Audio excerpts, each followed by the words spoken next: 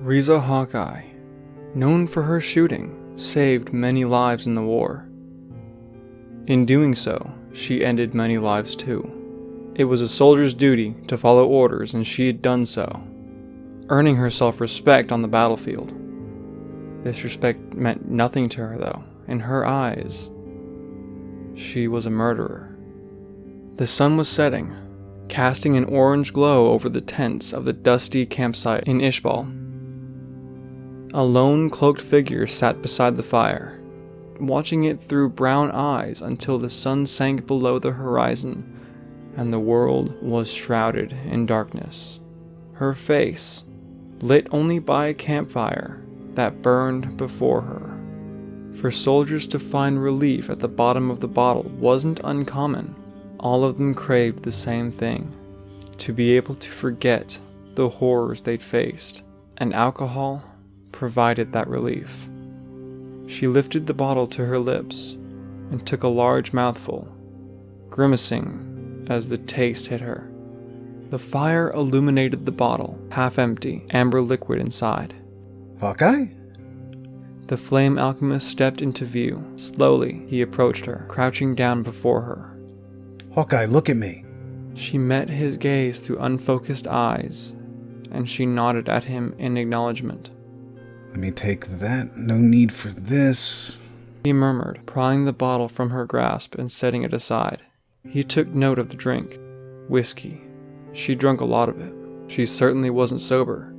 Like so many soldiers before her, he could see she had been trying to drink the demons away. Nothing would take them away, and he knew it. They plagued his dreams, and this was the first time he'd seen that they affected her too. He mentally cursed himself. She denied it, but he knew the only reason she was there was because of him, and so the pain she felt was because of him too. I'm sorry, sir. Don't be sorry, Hawkeye. It's okay. Come to my tent, we can talk. He wrapped an arm around her and pulled her upright. She could stand by herself just fine, but he didn't want her unsupported just in case. Riza sat on the foot of his bed as he stood before her.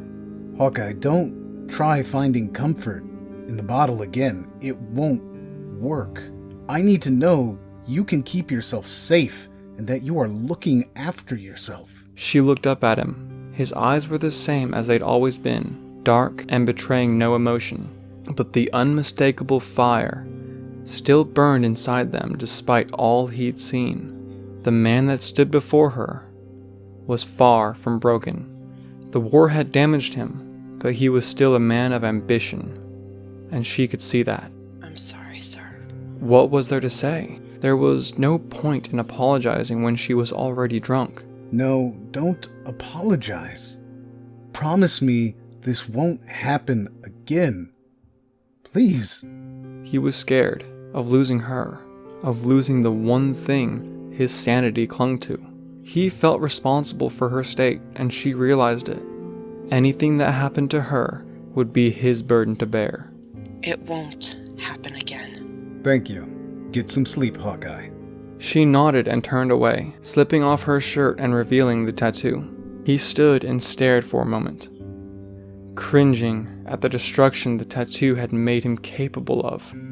With that, he turned and left, leaving her to rest until she had to face another day on the battlefield.